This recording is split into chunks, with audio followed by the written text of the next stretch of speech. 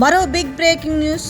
ప్రజల వద్దకే రెవెన్యూ భూ సమస్యలంటూ అంటే పెద్ద ఎత్తున ప్రచారం చేసుకుంటున్న విషయం తెలిసిందే. ఎట్లా నూతన రెవెన్యూ చట్టం భూభారతి అమల్లో భాగంగా ఏం చేసిరయ్యా అంటే ఈ నెల 20 వరకు రాష్ట్ర వ్యాప్తంగా రెవెన్యూ సదస్సులు జరుగుతున్నాయి. ప్రజల వద్దకే రెవెన్యూ నినాదంతో ఈ సదస్సు నిర్వహిస్తున్నారు. ఇప్పటికే పైలట్ ప్రాజెక్టులో ఎన్ని వచ్చినాయంటే 55,000 దరఖాస్తులు 60% పరిష్కరించబడ్డాయి. త్వరలో 6,000 మంది సర్వేయర్ల నియామకం, డాక్యుమెంట్లతో సర్వే మ్యాప్లు అనుసంధానం వంటి చర్యలతో రెవెన్యూ వ్యవస్థలో పారదర్శకత అని చెప్పి గొప్పలు చెప్పుకొని ప్రచారం చేసుకుంటే ఊర్లకు వస్తే సరే, సమస్యలు ఉన్నప్పుడు ఇక ఏం చేయాలా, వాటిని అయితే పరిష్కరించుకోవాలి కదా.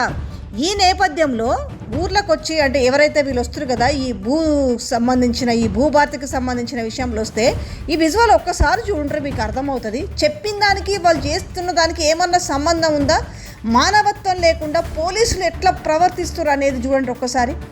అతనుకున్న వయసు ఎంత, ఆ రైతు తన సమస్యను చెప్పుకుందామని వచ్చిండు, కానీ కొంచెమన్నా ఆ కనికరం అనేది ఏమన్నా ఉందా?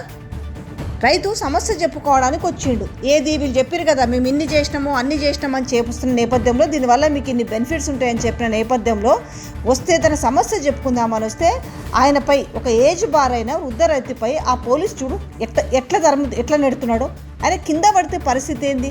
ఎందుకు ఇంత మానవత్వం లేకుండా, ఇంత మానవత్వం మరిచి ఇంత ఘోరంగా ఎందుకు, అసలు ఇంత ఖండకావరం ఎందుకనే చెప్పాలి. ఒక విధంగా తన సమస్యను చెప్పుకుందామని వస్తే ఆ వృద్ధ రైతుని ఏ రకంగా ఈడ్చుకెళ్తుండో ఒక్కసారి చూడండి. ఏఎస్ఐ ఇది ఎక్కడ జరిగింది?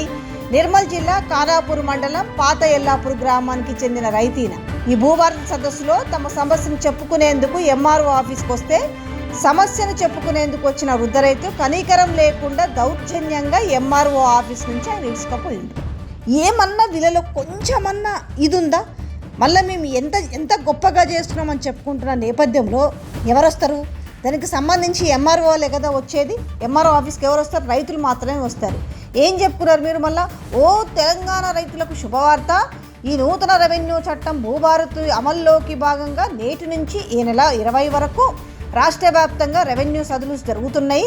ప్రజల వద్దకే రెవెన్యూ నినాదంతో ఈ సదస్సు నిర్వహిస్తున్నాం కాబట్టి ఇప్పటికే పైలట్ ప్రాజెక్టులో 55,000 దరఖాస్తులు వచ్చినాయట.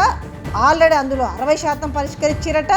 త్వరలో ఇంకో 6,000 మంది సర్వేయర్ల నియామకం ఉంటుంది. డాక్యుమెంట్లతో సర్వే, మ్యాప్లు అనుసంధానం వంటి చర్యలు, రెవెన్యూ వ్యవస్థలో పారదర్శకత అంట. ఇట్లా అని చెప్పుకుంటూ వచ్చి ఏం జరుగుతుంది మరి? సరే, దాని గురించే కదా వచ్చారు మీరు. 55,000 దరఖాస్తులు వస్తే 60% పరిష్కరించబడ్డాయి అంటే ఇట్లనా? రైతులను ఈ విధంగా నెట్టివేస్తేనా? వాళ్ళ సమస్యను చెప్పుకుందామని వచ్చి ఆ భూభారత్ సదస్సుకు వస్తే మీరు ఈ రకంగా పెట్టి పోలీసులను పెట్టి నెట్టేస్తుంటే కొంచెమన్నా ఆ పోలీసుకి ఇంగిత జ్ఞానం ఏమన్నా ఉందా? చూసిన జనాలే అంటున్నారు, దేనికి వచ్చిండు ఆయన, మీకు ఏమైనా పెట్టమని వచ్చిండా?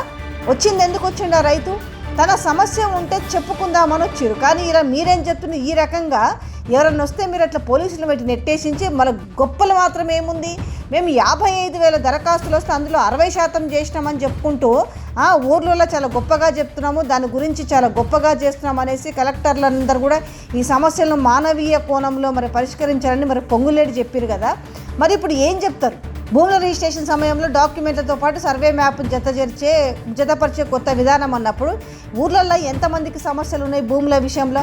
మళ్ళీ ఒదిక్కికెళ్ళి మీరే జరుగుతారు కదా, ధర్నీ పోర్టల్ వల్ల అక్రమాలు జరిగినాయి, మేము భూభారతి చట్టంతో ఏందో పొడుస్తామని చెప్పి ఈరోజు అదే రైతులు మీ దగ్గరకు వస్తే వాళ్ళని ఏ రకంగా మానవత్వం లేకుండా ఈ రకంగా కనపడతలేదా? ఇది రెవెన్యూ శాఖ మంత్రి పొంగులేటికి కళ్ళకు కనపడతలేదా ఇప్పుడు ఆ విషయం?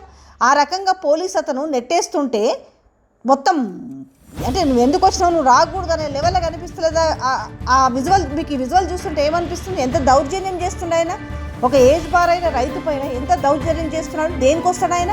తన సమస్య ఏదైనా భూములకు సంబంధించిన విషయంలో తన సమస్య చెప్పుకోవడానికే కదా వస్తుండు. ఆ వచ్చిన మనిషిని అంతా ఈడ్చుకెళ్లాల్సినంత అవసరం ఏముందనేసి చూసిన వాళ్ళందరూ కూడా ముక్కున వేలేసుకొని ప్రభుత్వం మీద నిప్పులు జరుగుతున్నారు.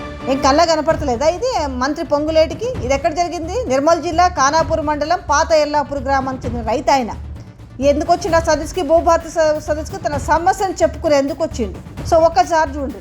ఒకవైపు ఏమో ఇక్కడ చూస్తున్నారు, ఈ ఇథనాల్ ఫ్యాక్టరీ వద్దనేసి జోగులాంబ గద్వాల జిల్లాలో వాళ్ళు పెద్ద ఎత్తున ఏం చేస్తున్నారు?